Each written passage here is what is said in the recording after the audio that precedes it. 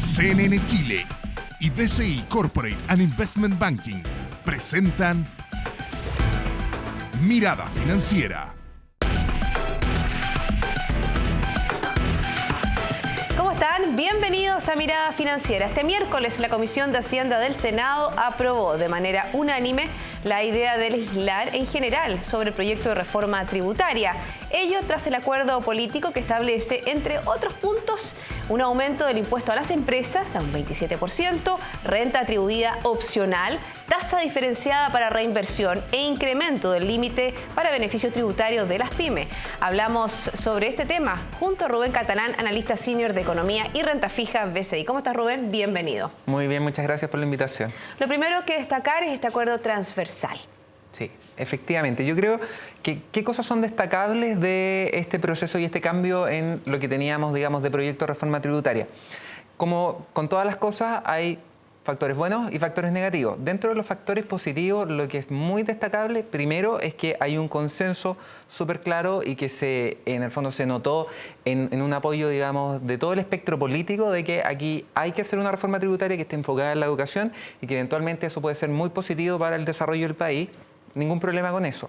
Donde podríamos tener, digamos, ciertos temas que son más complejos es que de todas maneras estamos aumentando la tasa, digamos, de impuestos a las empresas de forma bastante relevante. ¿Se evalúa lo que significa aumentar de un 20 a un 27%? O sea, ahí hay un gran tema. Nosotros, dentro de los análisis que hemos hecho, una forma de enfrentarse a esto es que la recaudación que va a hacer el fisco es de en torno al 3% del PIB. Por lo tanto, habían recursos en la economía que estaban financiando proyectos que van a ser extraídos, ¿cierto? Que es un monto más o menos relevante. La inversión en total ronda el 22, el 23% del PIB.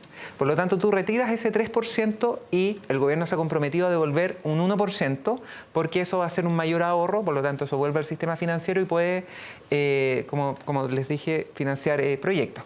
Pero el otro 2%, que va a ser más bien gasto y no ahorro, sí puede tener impactos en reducir la inversión y eso en el mediano o largo plazo puede significar que Chile crezca a tasas menores.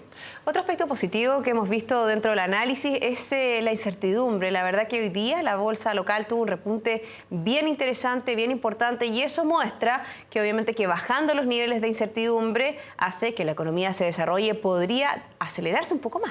Exacto, o sea, yo creo que uno de los componentes que fue más complejos de esta reforma durante todo el periodo inicial, digamos, de discusión y de tramitación, es que no había mucho consenso entre las distintas partes, que habían mensajes que eran bastante distintos y afortunadamente eso se resuelve, ya hay más bien una certeza de cómo va a salir el proyecto de aquí hasta que sea promulgada la ley definitiva y por ende las empresas ya pueden tener una, digamos, idea más clara de, bueno, yo tenía un proyecto X, con estas nuevas, digamos, parámetros de impuestos y estas nuevas reglas, ¿sigue siendo rentable o no? ¿Sé si lo hago o no lo hago? ¿Podría aumentar, por ejemplo, la tasa de inversión o proyectos, como tú dices, que estaban parados ya hace 6 meses, que pudieran comenzar a gestionarse ya teniendo claro cuál va a ser la tasa impositiva, qué va a pasar con si hay food, si no hay food, ya no hay food?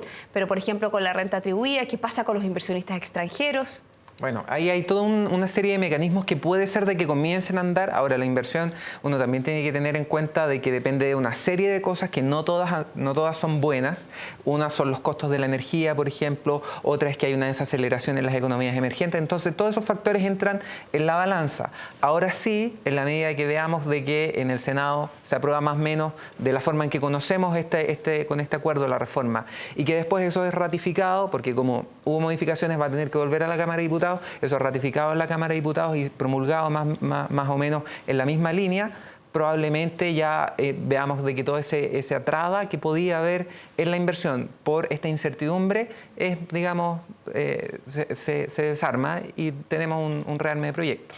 Otro aspecto que podríamos mencionar es todo lo que tiene que ver con la renta atribuida. Ya no va a ser obligatoria, sino que va a ser opcional. Un poco como decía la OECD, que es un sistema que impera en este país, club de países en los cuales nuestro Chile ha estado inscrito desde el año 2010, si no me equivoco.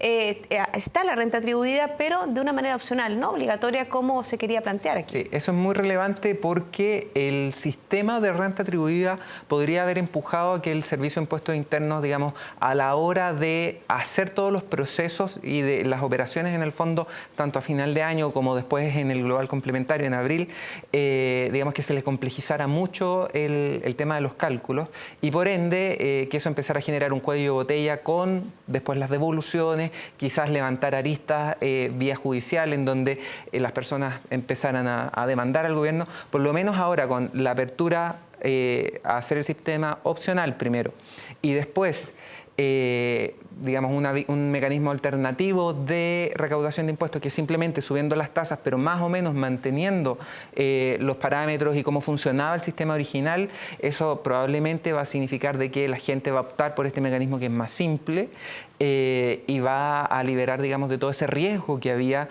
por el lado, digamos, operativo y también por el lado judicial para el gobierno. Bueno, una serie de aristas que en este programa no las podemos tocar, pero un punto importante es que este comienzo ha despejado un poco la incertidumbre. Vamos a ver qué pasa en los próximos días. Rubén, 1.000.000 de gracias por haberme acompañado en el día de hoy. Finalizamos así Mirada Financiera. Invitación, como siempre, es a quedarse en compañía de CNN Chile. Hasta pronto.